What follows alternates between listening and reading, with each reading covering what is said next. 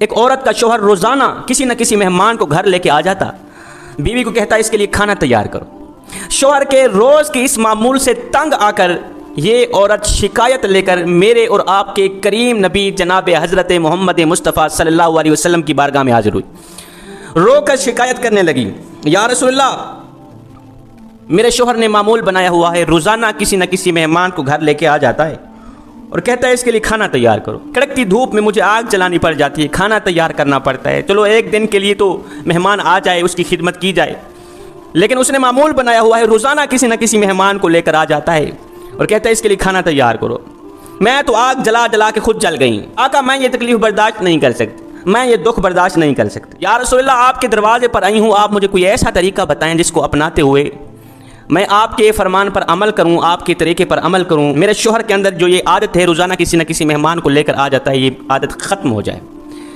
میرے کریم نبی خاموش ہو کے اس عورت کی بات سنتے رہے، میرے نبی نے کوئی جواب نہ دیا۔ عورت کہتی رہی، سناتی رہی، میرے نبی خاموش رہے، میرے نبی نے کچھ بھی نہیں کہا۔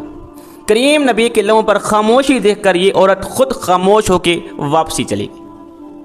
جب گھر میں گئی دوسرے دن میرے کریم نبی نے اس عورت کے شوہر کو بلایا، کہا کہ کل میں آپ کے گھر کا مہمان بننے والا ہوں۔ وہ تو خوش ہو گیا، دوڑ کر گیا، اپنی بیوی کو کہا کل اللہ کے نبی ہمارے گھر کے مہمان بننے والے ہیں، کل آپ نے کھانا تیار کرنا ہے۔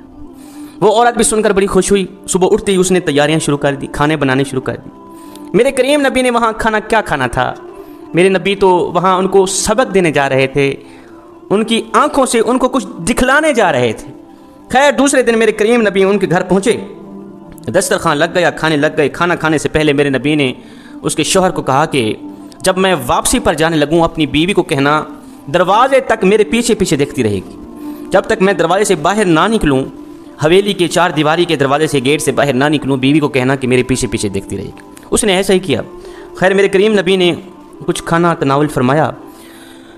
کھانا کھانے کے بعد میرے کریم نبی دعا کرتے ہوئے اٹھے۔ اب یہ عورت میرے نبی کے فرمان پر عمل کرتے ہوئے اس عورت نے میرے نبی کے پیچھے پیچھے دیکھنا شروع کیا۔ دیکھتے ہی یہ عورت بے ہوش ہو گئی، اس کو ایسا منظر نظر آیا کہ تاب نہ لا سکی، برداشت نہ کر سکی، بے ہوش ہو گئی۔ میرے کریم نبی آگے چلے گئے۔ جب اس عورت کو ہوش آئی تو اس کے شوہر نے پوچھا کہ آخر وجہ کیا تھی، کیا تجھے نظر آیا تھا؟ مجھے تو کچھ بھی نظر نہیں آیا، تجھے کون سی ایسی چیزیں نظر آئی کہ تو دیکھ کر بے ہوش ہو گئی؟ اس نے کہا جب میرے نبی کمرے سے باہر نکل کر حویلی کے چار دیواری کے دروازے تک جا رہے تھے تو میں نے دیکھا کہ نبی کے پیچھے سانپ، بچھو، کیڑے مکوڑے اور بھی کافی ساری بلائیں تھیں، نبی کے پیچھے پیچھے جا رہی تھی۔ دوسرے دن یہ دونوں میاں بیوی نبی کی خدمت میں حاضر ہوئے۔ اس عورت نے پوچھا آقا آخر وجہ کیا تھی؟ میرے نبی نے فرمایا میں صرف تمہیں دکھلانے کے لیے گیا تھا کہ مہمان جو گھر میں آتا ہے ایک تو وہ اپنا رزق ساتھ لے کر آتا ہے، وہ تمہارا کچھ بھی نہیں کھا کے جاتا، وہ اپنا رزق ساتھ لے کر آتا ہے۔ دوسری بات یہ ہے کہ جب وہ جاتا ہے تمہاری بلاؤں کو بھی ساتھ لے کے جاتا ہے، تمہارے گناہوں کو بھی ساتھ لے کے جاتا ہے، تمہارے اوپر جو مصیبتیں ہوتی ہیں یا آنے والی ہوتی ہیں ان تمام چیزوں کو ساتھ لے کے جاتا ہے۔ حضرت مولانا جلال الدین رومی رحمۃ اللہ تعالی علیہ یہاں پر فرماتے ہیں اللہ رسول کی رضا کے لیے مخلوق خدا کی خدمت، مخلوق خدا کو مہمانی دینا، ان کی مہمان نوازی کرنا، یہ عمل گناہوں کو اس طرح کھاتا ہے جس طرح آگ لکڑیوں کو کھاتی ہے۔ اس سے بندے کے گناہ جھڑتے ہیں۔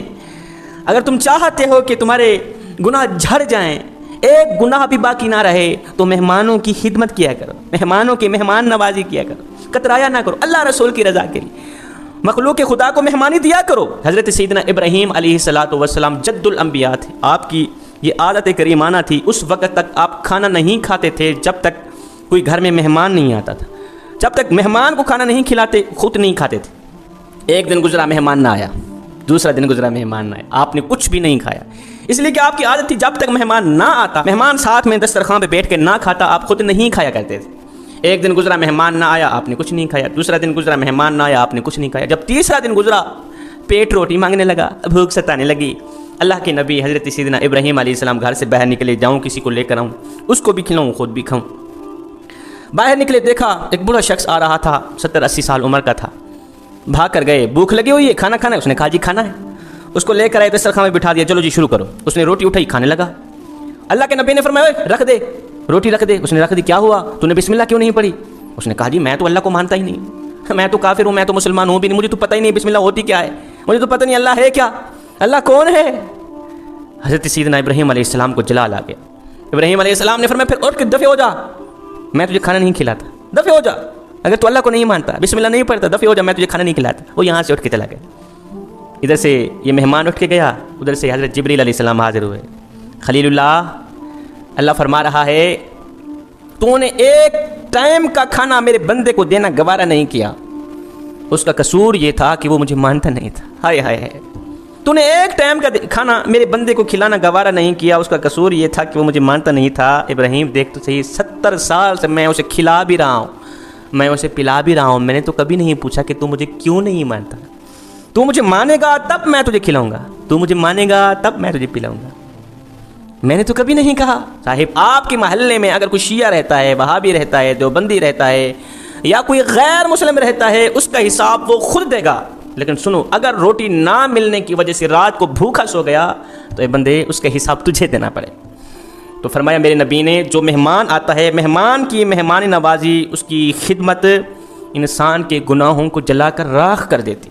اگر تم چاہتے ہو کہ آنے والی بلائیں جل کر راکھ ہو جائیں، آنے والی آفات و بلیات سے تم محفوظ رہو، تو مہمانوں کی مہمان نوازی اللہ رسول کی رضا کے لیے کھلے دل سے کیا کرو۔